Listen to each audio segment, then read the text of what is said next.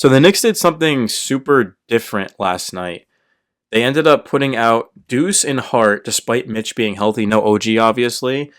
I was actually calling for this in my last video, saying that there's no reason Cat and Mitch should be playing next to each other if Mitch is going to barely be playing, right? Not playing back to backs. Like, they might as well just put Mitch in when Cat's off. And that's what they did. And Cat's just way better, in my opinion, when Mitch is off of the floor. I think Cat's just better at the five. So, and Hart is just going to fake a shot and go to the pass. The most Josh Hart thing I've ever seen is let me pass up an open corner three, right? This is the open corner three. The defender flies by because any other player would have shot that, and then throws it to Cat, and it cuts, and then throws down a dunk. And Nipple's a little bit late. Josh Hart getting up there, Cat getting to that right hook. Nice shot by Cat. And then it's going to cut. And then on this play, Brunson to Hart in the corner. The entire defense is drawn.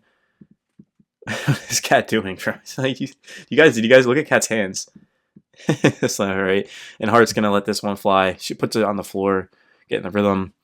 And then the bench is celebrating it. How about this pass by Tyler Kolek, man? Just to find McHale, who goes up and under for that reverse. McHale will be doing that all the time.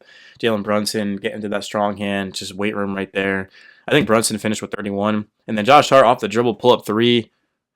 Man, that's a tough-looking shot by Josh Hart. Hart's been playing so well this year, man, of late. And then Brunson, just that typical step-back baby jumper over LaMelo. Jordan Clarkson, a little Euro step action. Okay, I see you, Clarkson. Man, this dude reminds me of J.R. Smith. Like, we haven't had a bench scorer since J.R. Smith like this. This dude is just an absolute walking bucket. Cat, good job getting position.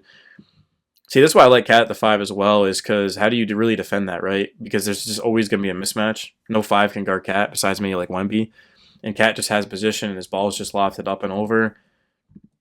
And Cat catches it, goes up with it. And, man, the Knicks are up big, too, 112-89. Obviously, it's the cup, so you got to put up as much points as possible. But Jalen Brunson just, at this point, is just showing off. I mean, to go to that between-the-leg dribble move to his strong hand, and then he's going to put the ball down. He's trying to get the defender to reach in so he can get to the free throw line. He doesn't reach in, so he swoops it forward. And then this is a good shot either way. So Brunson's perfected this move. I'm not going to say I've never seen guys do this. I feel like D Wade kind of did something similar. But it's like, guys, I don't think anyone ever perfected the shot like Brunson, where it's just this one quick fluid move, right? Boom. It's just so difficult to defend, and he's got that strength and size too. That's why Brunson's so tough to guard, is because if you put someone smaller on him, he's too strong. If you put someone bigger than him, he's too quick. He's too decisive, right? So there's just no one that can guard Jalen Brunson on this planet right now. I mean, this is an unbelievable move.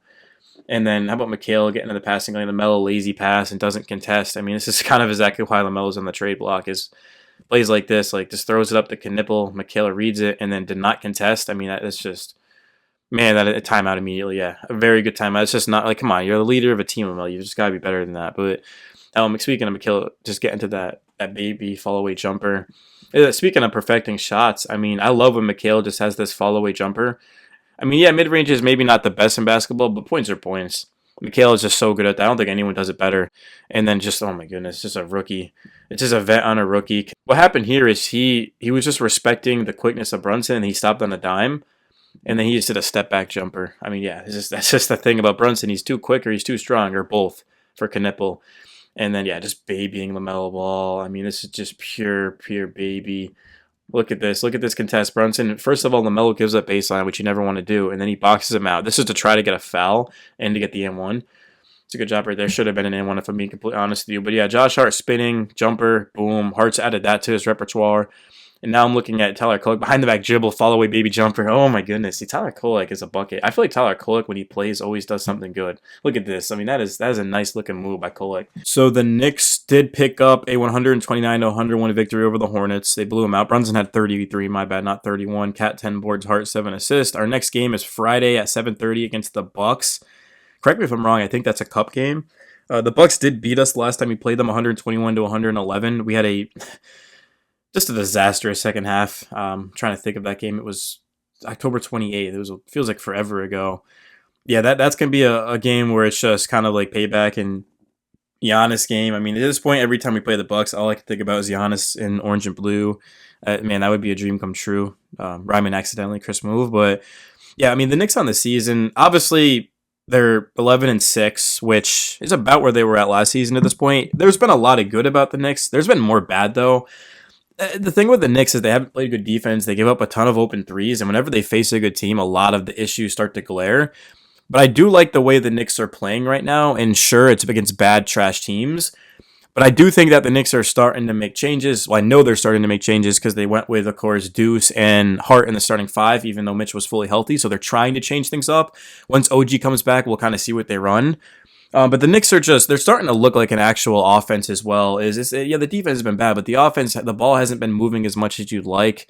It's been a lot of just selfishness. And I think lately guys are starting to play more with each other. And that might just be a case of just having reps and having chemistry. And it's also a new offense with Mike Brown. It's a new scheme. And it's just going to take time. Like Rome wasn't built overnight, obviously. And where the Knicks are at, I'm really not mad at all. Like a lot of people they're in the comments saying, oh, like the Knicks can't beat good teams. It's like, man, it's freaking 17 games into the season. There's 82 games and then the playoffs, right? The Knicks last year, there was a lot of panic early on with that trade, McHale trade.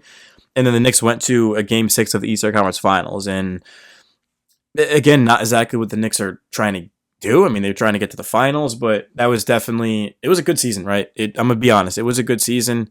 They made the changes they had to. They brought in a new coach. They brought in Clarkson, Yabusele. Now they're starting to play the bench more, and obviously it's a blowout, but you love to see Yabusele get 12 minutes. Mitch played 17 minutes. Clarkson 14 minutes. Kolek played 15 minutes and had 7 points and 3 of 4 from the field and 3 assists. So it just, collectively speaking, guys were able to step up. And the thing about the Knicks is they haven't used the bench as much as you'd like. And like we know the starting five can run with anyone. Like I think we can all agree that the Knicks starting five, like the Knicks best 5 players, Cat, McHale, Brunson, OG, and Mitch, or maybe if you want to go with Hart, I mean, however you guys want to do that. But like the Knicks 5, whichever one they put out there, can run with anyone.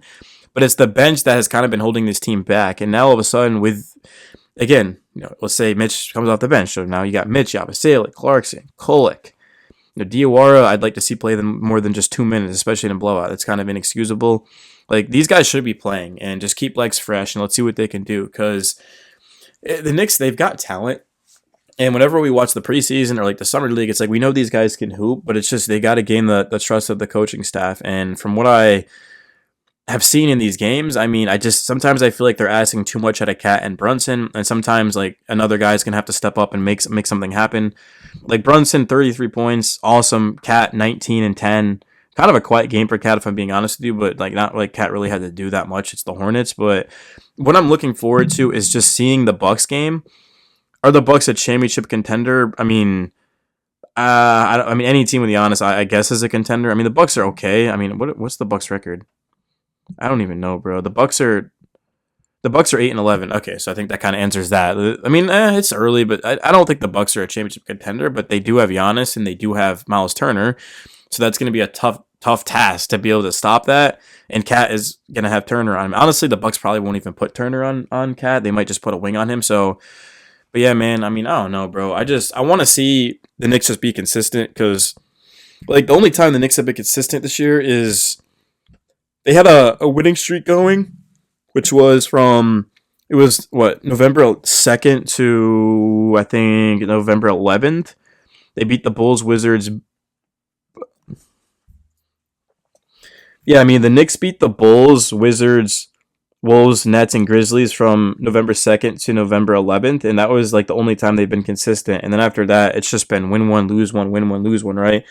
So I hope the Knicks can get hot here, and they have a good chance. I mean, the Raptors have played some high-level basketball, but they've got the Bucks, Raptors, Celtics, Hornets, Jazz, Magic, and Pacers. I mean, yeah, this is the time for the Knicks to get hot.